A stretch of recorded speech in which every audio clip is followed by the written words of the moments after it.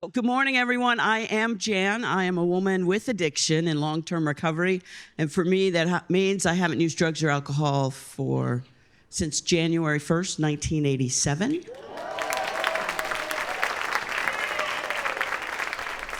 So I'm much older than I look, hopefully still, but I'm getting some grays here. And what that means for me, similar to Tom, I have a life beyond my wildest dreams most mornings because I have a 2 and a 3-year-old.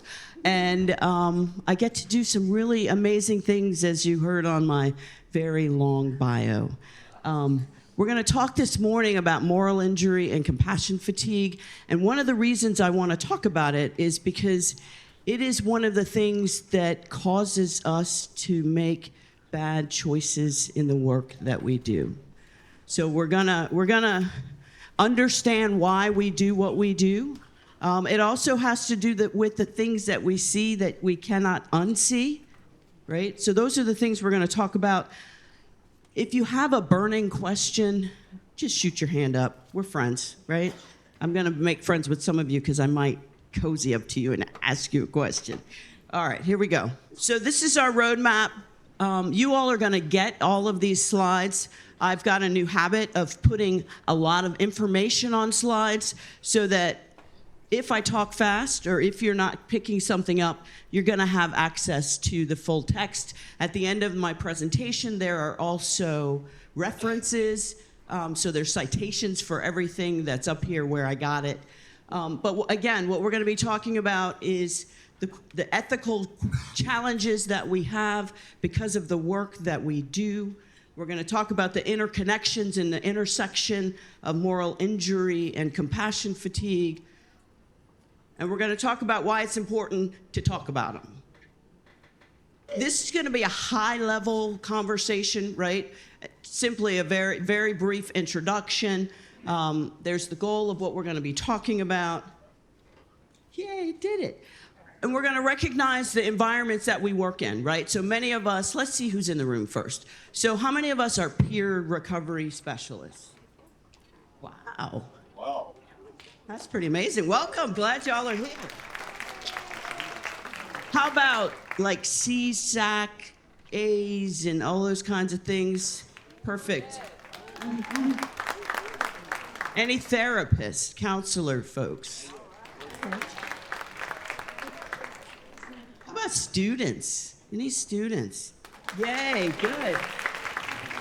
Because folks like me and Tom are going to leave it to the next generation of students. So thank you for being here. Who did I miss? Family members. I love family members. Nurses. Yes, you're one nurse. Come on. 2 nurses. Okay. Social work. Thank you. Educators, teachers. Awesome. Say again back there. Data analysts, we need you. Anybody else I missed? Doctors, welcome. Thank you for being here. It takes all of us to do what we do, right? And certainly one of the things Tom talked about was that we can do better, and we always need to be grateful for what we are doing, right? To have a room full of us in this and be able to have this conversation is pretty amazing. So one of the things that we also know, does my little pointer thing work? I can't have everything this morning. So is that we deal a lot with tough choices, right? Anybody relate to some of the tough choices that we have to make as peers, as physicians, in the different roles that we play?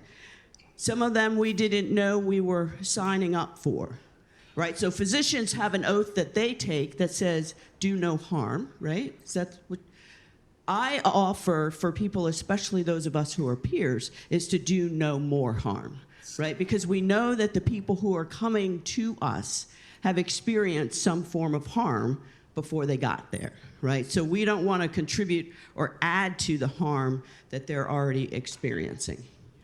So one of the ways I like to think of compassion fatigue is it's the cost of caring, right? If you don't care, you're not going to have compassion fatigue. Pretty simple. I like y'all. Y'all shake your heads. This is nice. So there are particular symptoms that go along with compassion fatigue, right? Numbness, detachment, less empathy and compassion, sleep problems, feeling helpless or hopeless. Anybody relate to that as something that happens to you during the work that you're doing? Also recognize that there are stages, right? It exists on a continuum. You don't wake up one morning and you have extreme compassion fatigue. It takes a while for you to get there. Yay. So some of the effects, right, if you're taking a look at them, it leads to reduced job satisfaction, leads to burnout. Some of these terms I want you to recognize and understand are different, right? There's a difference between burnout and compassion fatigue. There's a difference between moral injury and PTSD, and we can talk a little bit more about some of that.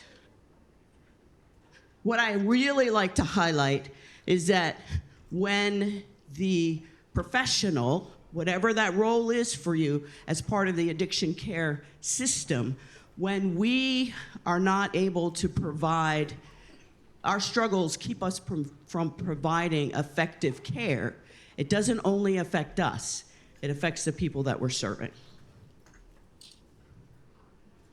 Moral injury, right? That's a really pretty wheel, huh?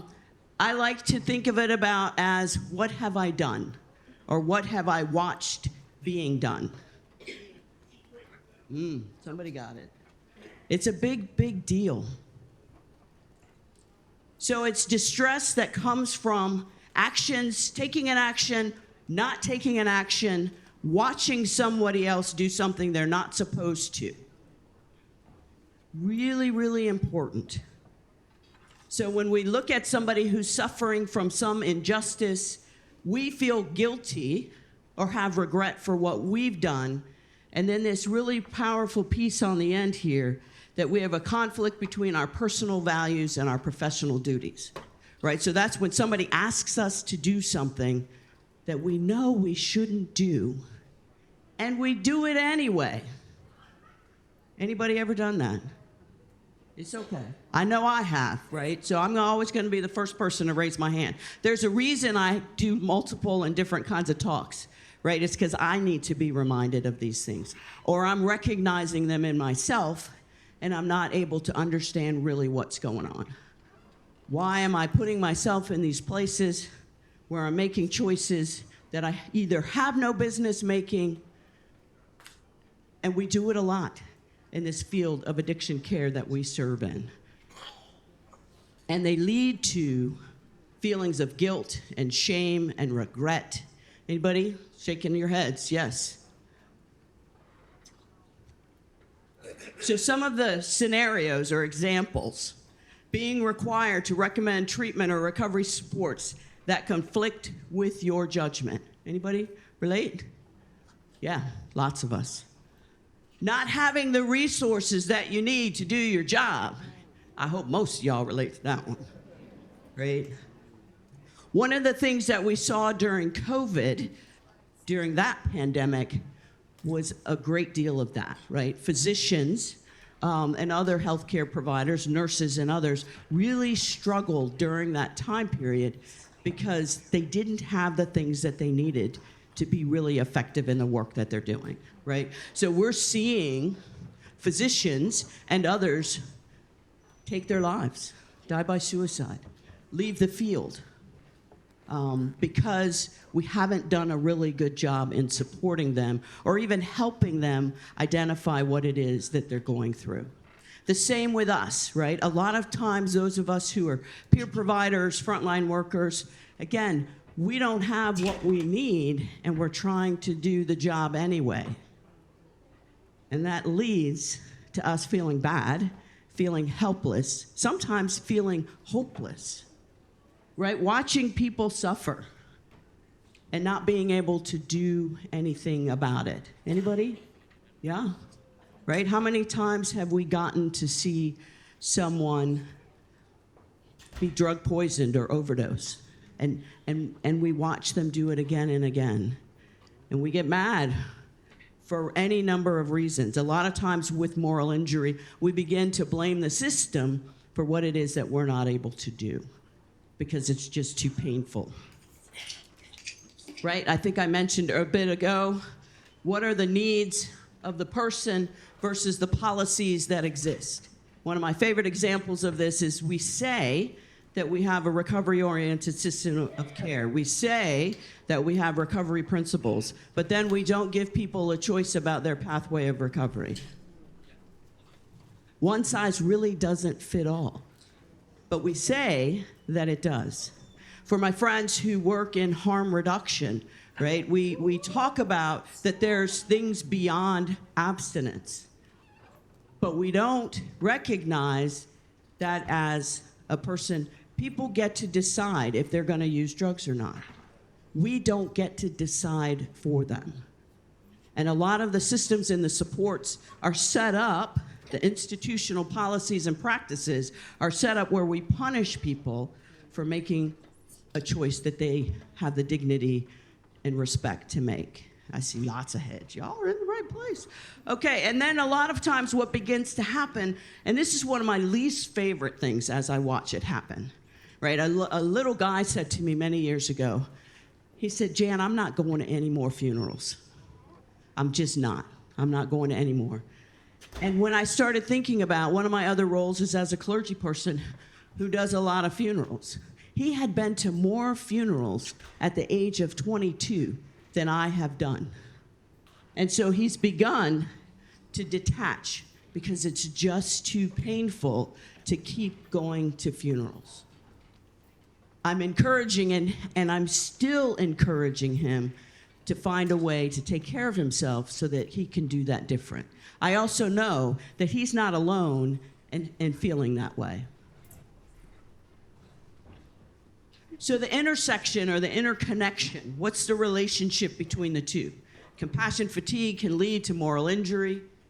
Moral injury can worsen or exacerbate the feelings of compassion fatigue. So they play off of one another.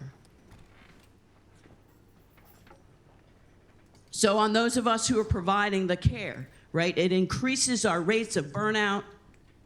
It increases our emotional detachment. What happens to the people we're serving, right? They get lower quality care, they get poor treatment or poor recovery support services.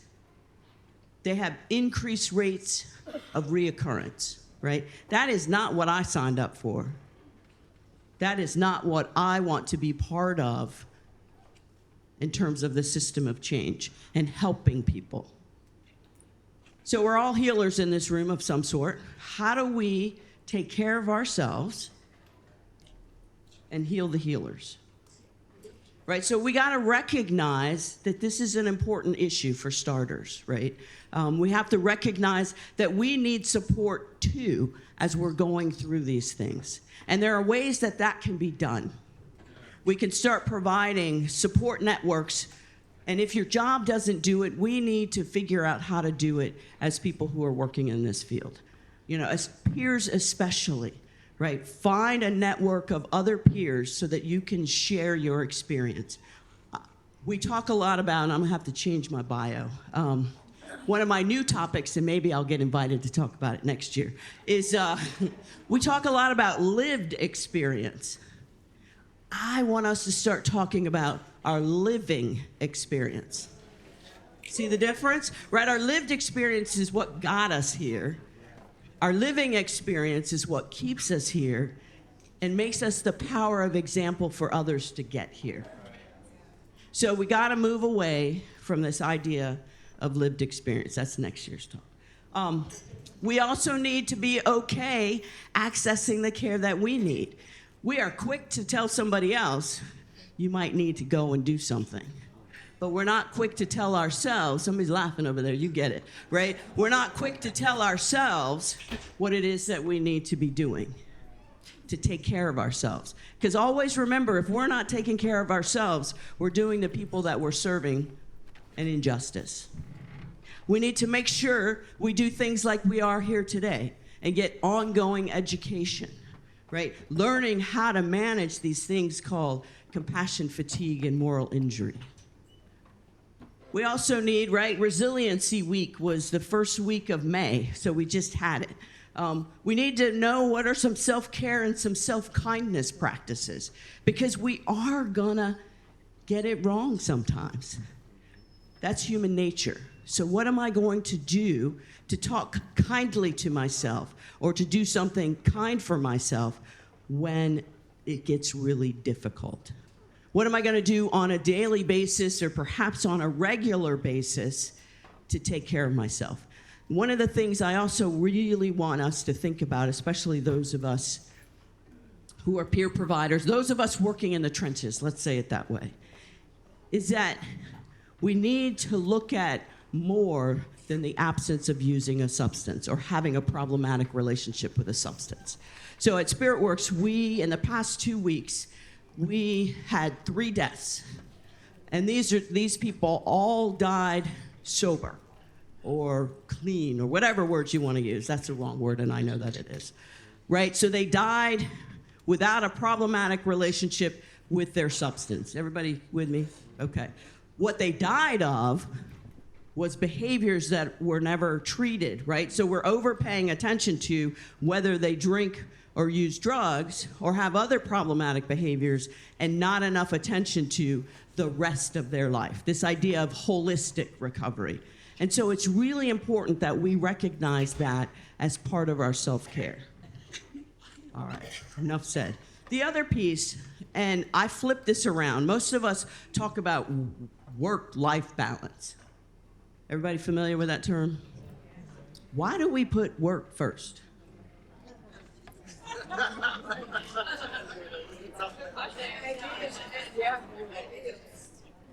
I don't know.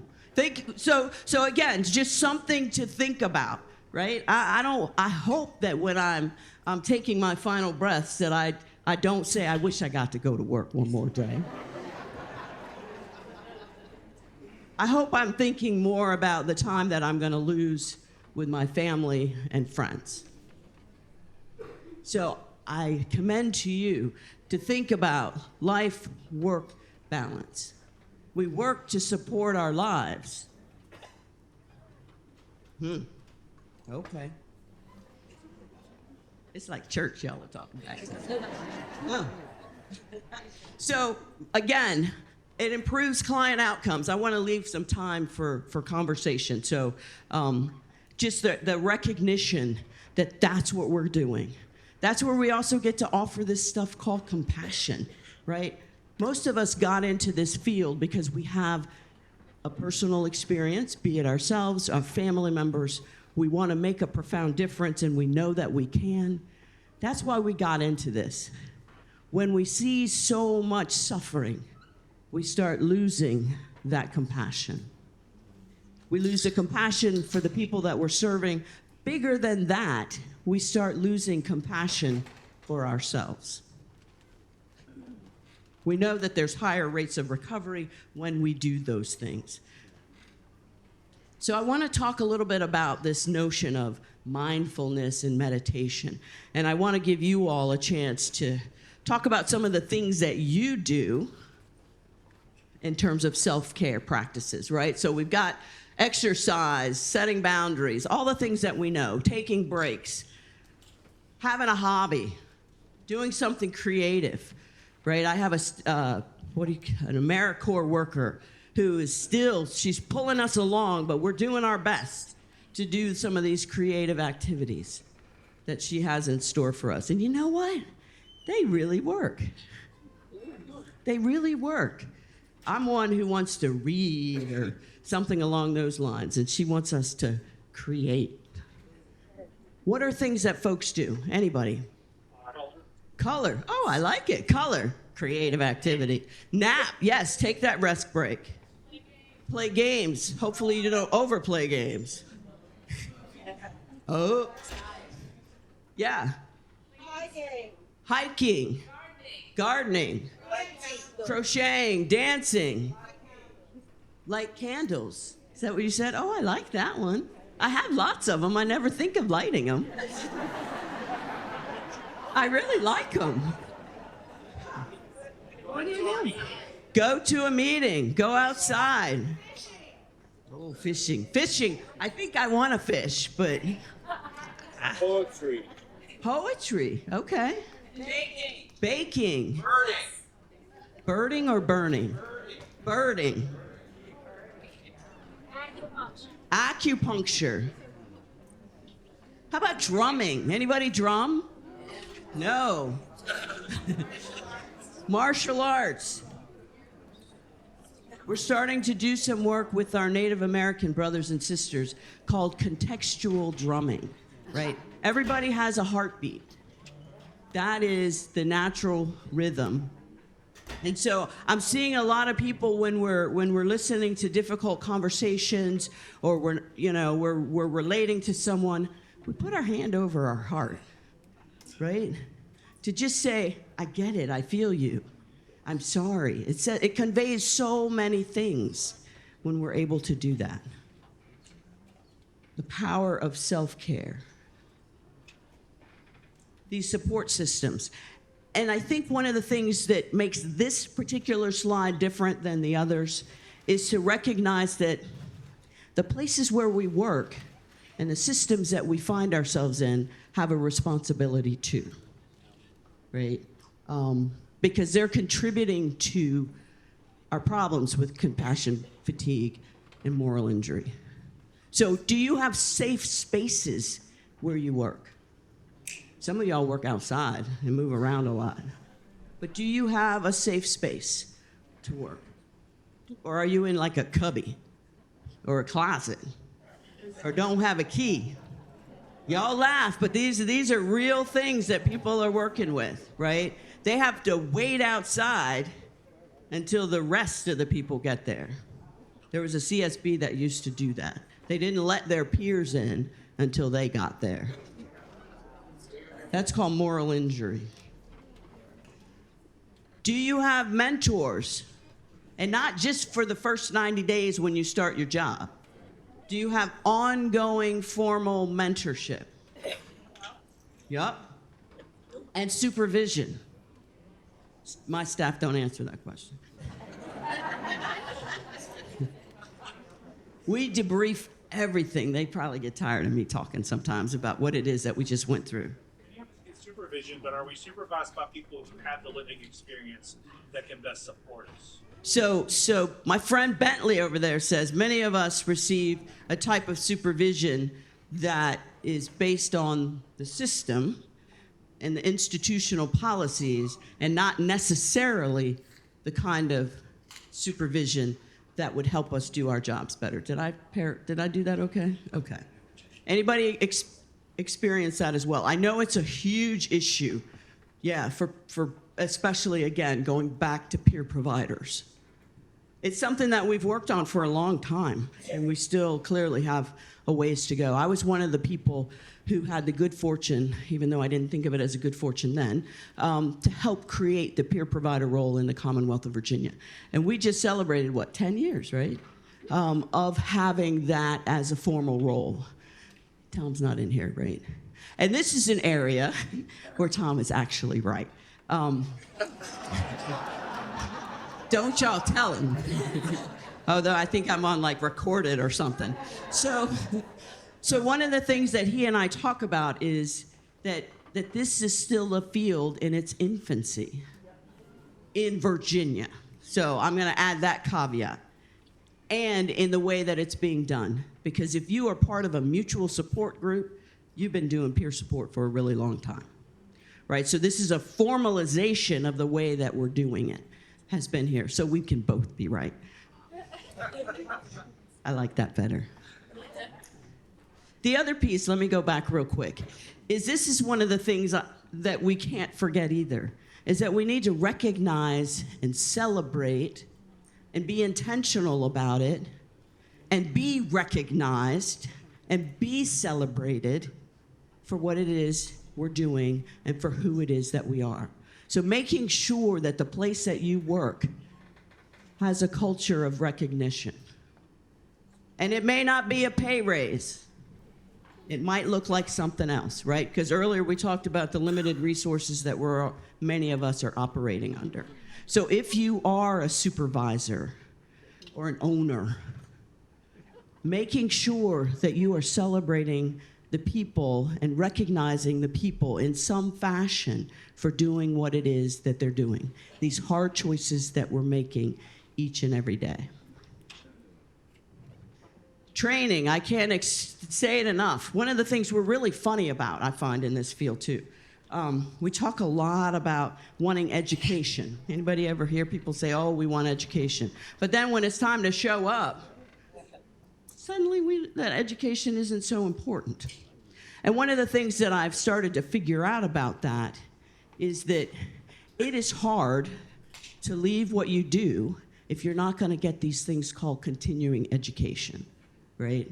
I learned that from my friends who are physicians and attorneys, and that they're not always going to come because they have a limited amount of time and a limited amount of resources, right, as do we.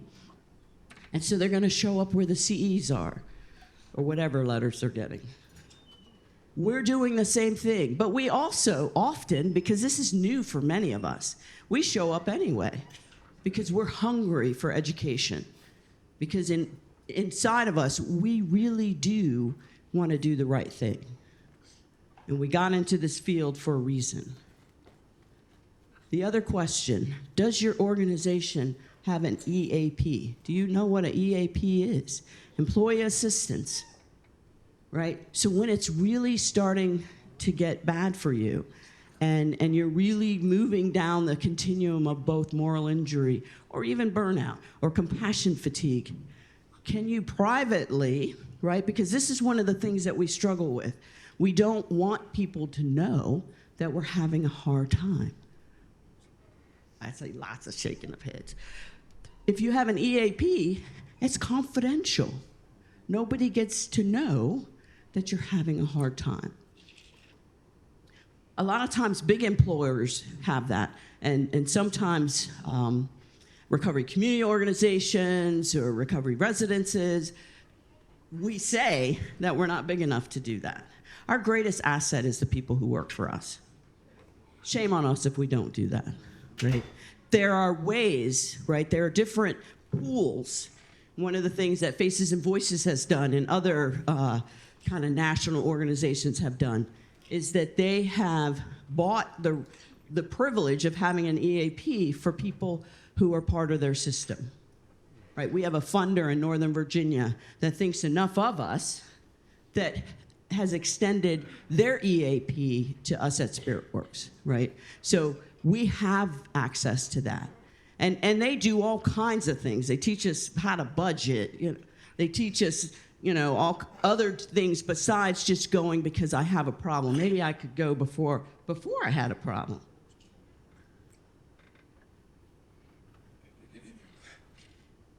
So this is my favorite. I do this now with every single talk that I give. I issue a call to action. And I do that because we can have a really good time together. But if we don't leave this room and do something, then what we had was a really good time together. And for some of that, that's okay. I hope it's not okay for most of us. And so here are some invitations that you might consider taking up as actions. If you don't have a self-kindness or self-care practice, or you've moved away from it for some reason, put it back in place. Put it back in place. If you're a boss or in management or leadership, make sure that there's a safe space for people to decompress, right? We're going to create a sensory room at one of our centers. And we're starting to explore virtual reality, which is still pretty scary for me, but younger people than I am really like virtual reality. And it's also the direction that we're going in many instances, and so it's something that we are paying attention to, right? So making sure that your people have access to those things, and then looking at this piece of advocating and advocacy. If you don't have some of these things in place, you get to advocate that these things start being in place. And you're going to have all the research and citation to take to your boss and to the system to tell them why it's so important that we do some of these things. We take lots of breaks. We do really hard stuff, so we take lots of breaks. We make sure each other eats, right? If you're on a team, make sure that folks are eating. If you don't feel good, please stay home. Some of us don't do that and needed to hear that because we don't stay home. Back there, I'm seeing them laugh. They must not stay home. I don't want my germs. I know I don't want your germs. Yes. We get mixed messages about that sometimes where, yes, stay home, don't get people sick. And also, it's an essential position, which means we have to show up. Which is a beautiful example of a moral injury, right? A beautiful example. Lots of, must mean some of y'all are doing it. Because the ultimate message is that we need to take care of ourselves. Because when we don't provide effective care for other people. And we experience moral injury from those mixed messages. Thank you for that example. Prioritize your own well-being, right? That's that whole life-work balance. We also need to know why we're doing what we're doing. Anybody, I know some of y'all, and I might be over here in just a minute. Why do you do what you do? This is a real question. Anybody? Oh, now I'm too personal. Yeah, go ahead. Because somebody did it for you. Beautiful. Yes. You found a purpose. Okay. Joy. Gives me joy. Peer support saved my life. Peer support saved my life. Peer support gave you something to look forward to when I'm getting released from prison. Peer support gave you something to look forward to when you got released from prison. Others. See another person die. I don't want to see another person die. Yes. Pass the torch to the next person. I like that one. Yes, you were going to say something. My soul likes helping other souls. My soul likes helping other souls. Anyone else? Why? It gives you purpose, right? We all need to know our why. So everybody might not want to tell me, and that's okay, or tell everybody, because I'm going to repeat what you said. Again, when it gets really hard, I can't blame somebody else for what it is that I'm doing or I have done if I know why I did it. Right? I used to have an interesting relationship with my parents, and I didn't always want to go visit. And so I needed to know why I was going so that I could take responsibility for being there.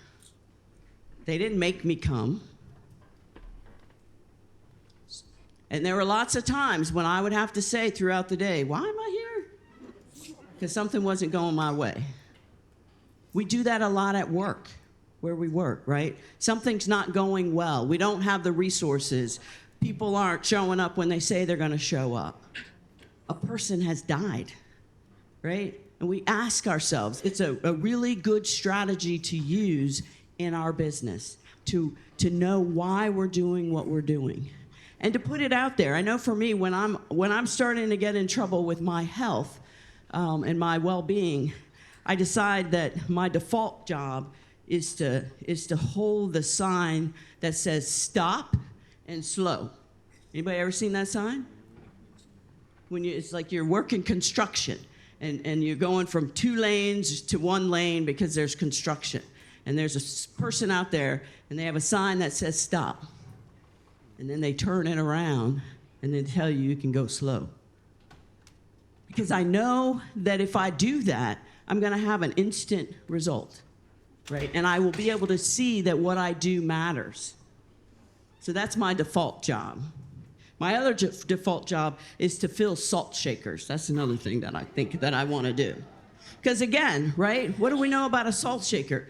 You fill it and it's full. And you know that what you did actually matters.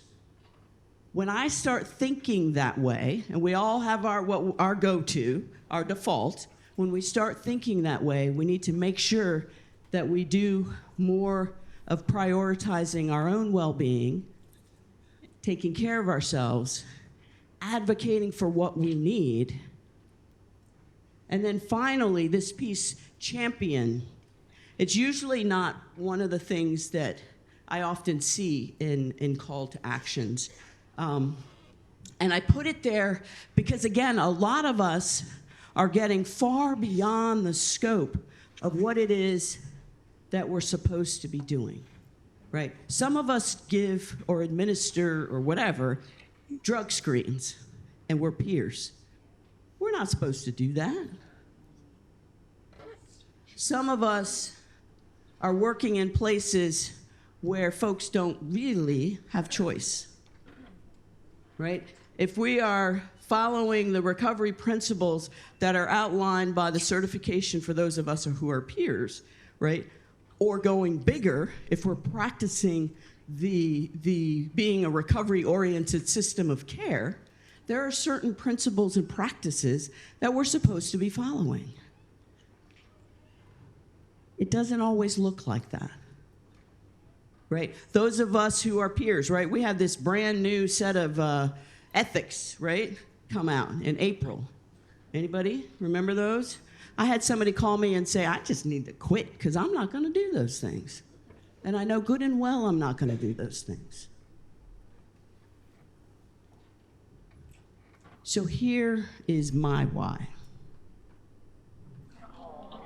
And for those of you who have come more than one time, you're watching my kids. I was thinking about that this morning. You're watching my kids grow up. That's Gracie. And that's Jackson. And for those of you who are wondering how it is that I have a blonde-haired, blue-eyed children, and I know some of you are, or how it is that I have children who are 2 and 3, right? And you're out there. So I almost experienced moral injury in saying no to these kids, right? So I had an employee, and she knew the biological parent of these children. First, of course, Jackson. And she said, there's a little guy who's going to go to foster care. Would you and Lauren take him? And I said, no.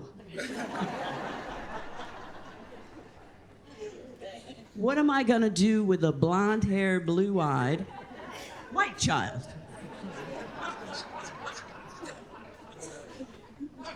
So we started thinking about it and praying about it. And then she came back a month later and she said, what are your thoughts? And I repeated my response. And then she had an answer too, though, this time. She said, you're gonna love him. And I said, I can do that, right? I can do that. And then we learned about his little sister 10 months later. One was enough. I have no children until these two. I didn't know how to change a diaper, make a bottle, give a bath. I knew nothing. We were scared that we weren't going to be able to keep them alive the first night. But we learned about his little sister. And what somebody said to us, no, this was actually my own doing. In hanging out with the two of them, I thought, gosh, she was in foster care. I live in Williamsburg, which is a really little town. What am I going to do when those two are in the same play group? And Jackson looks at her and says, gosh, she looks just like me. I couldn't reconcile it, right? So now I'm raising these two. They're together.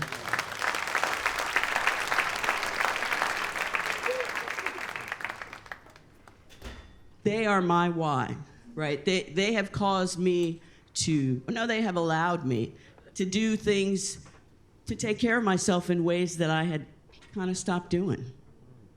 I want to be around for them, right? That is my life. My work comes behind that. And I know that everybody isn't in a position where they can do that. And I certainly respect and honor that. For me, because of the extent and severity of my illness, I've always had to prioritize it in that way, right? My life has to come first. My health and wellness have to come first. I'm going to tell you a story. This just happened the other day.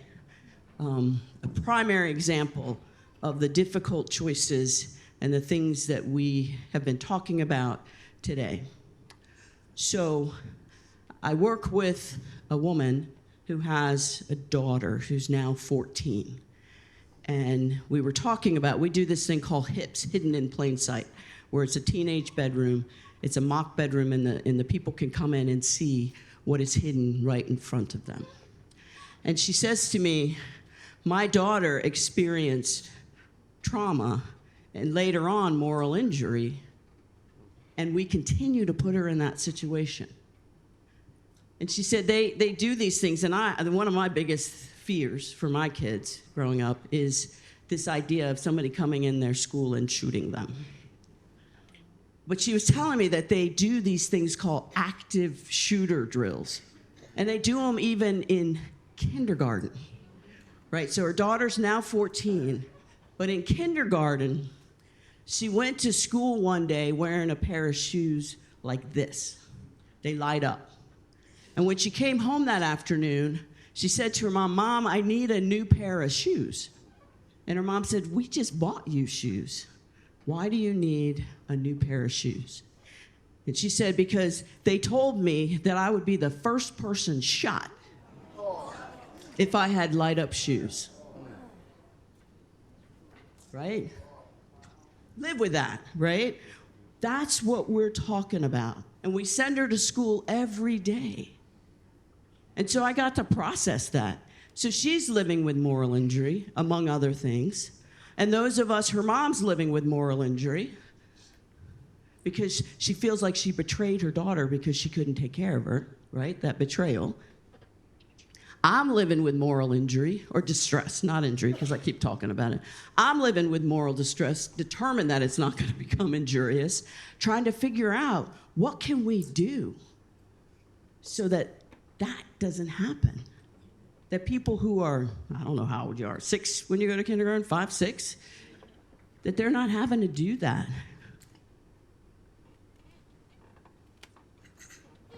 What questions or conversation do we need to have in oh so few minutes? I did good, 55 minutes, 39 seconds.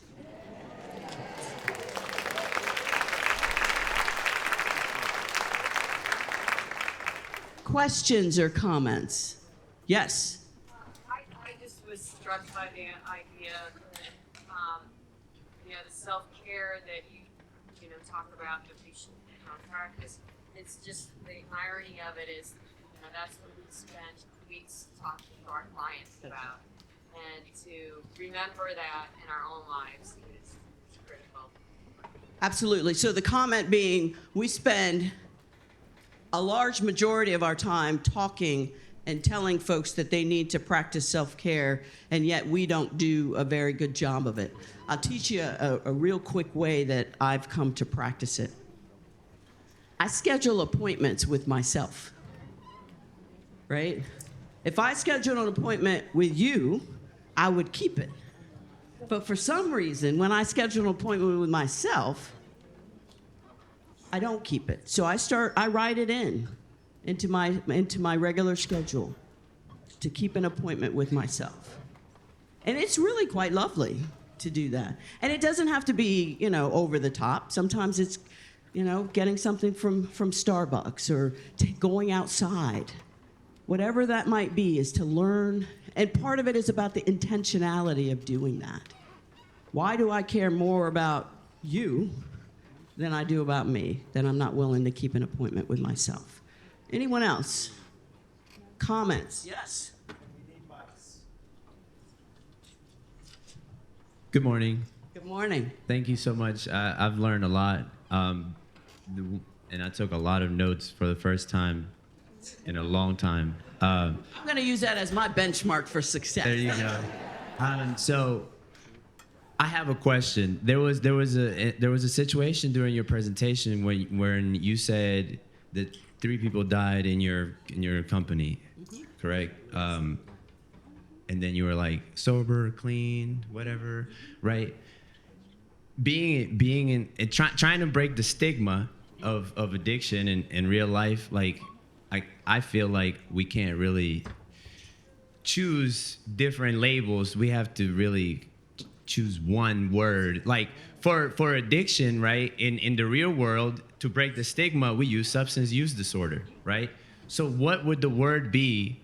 Is it clean? Is it sober? Is it abstinent? What would the word be clinically that we can use to break the stigma in the future? I often use substance-related problems. Sometimes I will offer sometimes all of them. And the issue is that we've got what we call inside language and outside language, right? And so there's a time and place for all of them. When I go to mutual support meetings, I don't say my name is Jan and I'm a person in long-term recovery and what that means to me. I say my name is Jan and I'm an addict, right? So some of it depends upon where we are. And you're absolutely correct that we do need some common language that we can use across. And that's another talk, but that could be a small talk. But I can give you some resources that will help with that, because you're 100% correct with our inside language. Because I now use words like reoccurrence, return to use, right? Remission versus relapse. Because there's a lot of emphasis on we did that, I relapsed. As though I don't have an illness. Yes? I'm gonna get in trouble. I do the right thing these days. What is an answer to moral injury when that occurs? How do you address that? When somebody, say more about that. About moral injury, you talked about moral injury, that it occurs to people quite often. Absolutely. How do you react? What is the answer to when you're in the middle of it? What we do, what I do is called tapping out, right? I have to recognize that I cannot be all things to all people, even though sometimes I wear my superhero cape. And I need to take some time and move away from whatever that situation is. Because it's gonna get me if I don't. It comes out sideways. You know, one of the promises in one of the groups that I go to says, sometimes quickly, sometimes slowly, always. And I remember that. Yes. Good morning. I recently had experienced something at home. Being a peer recovery specialist, I deal with this all day at work. One of my daughters was experiencing substance use, and she eventually had to come back to my house to live with me and her mother.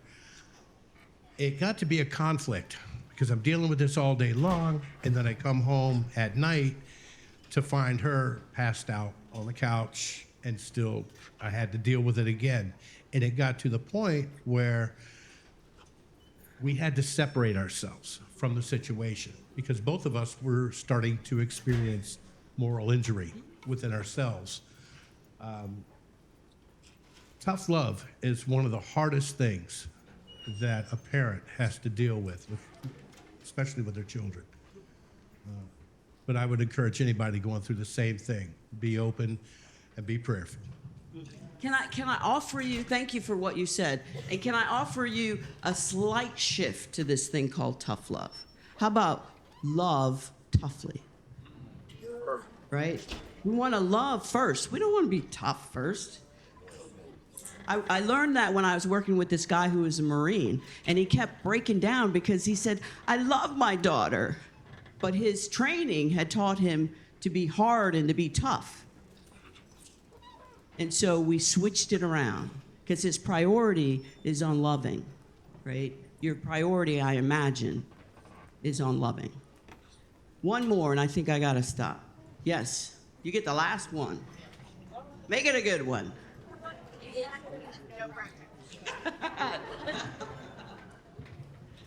Thank you. Do you have any suggestions for talking to my organization, the leadership, about the importance of ethics and caring for us as peers? Yes.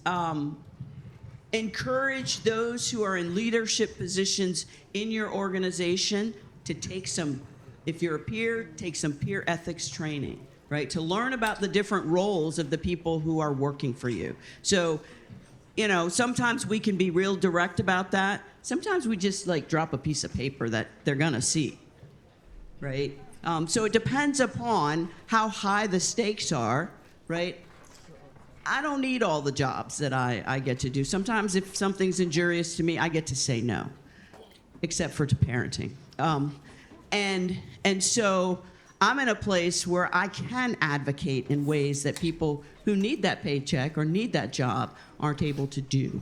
And so that's one of the first things we get to decide, at what cost do I get to ask this question. But I think really encouraging, that's where some of that training comes in. That's where and what the people are going to find is that it's good for them too. So I have a traumatic brain injury, and so I have to have all these extra accommodations. The people that were in the meeting with me, it's like, wow, we like this too. They just hadn't realized that it would be good for them as well. So what's in it for the people that you work for to do the right thing? That was a great final question. Thank you. Let's all thank Jan Brown.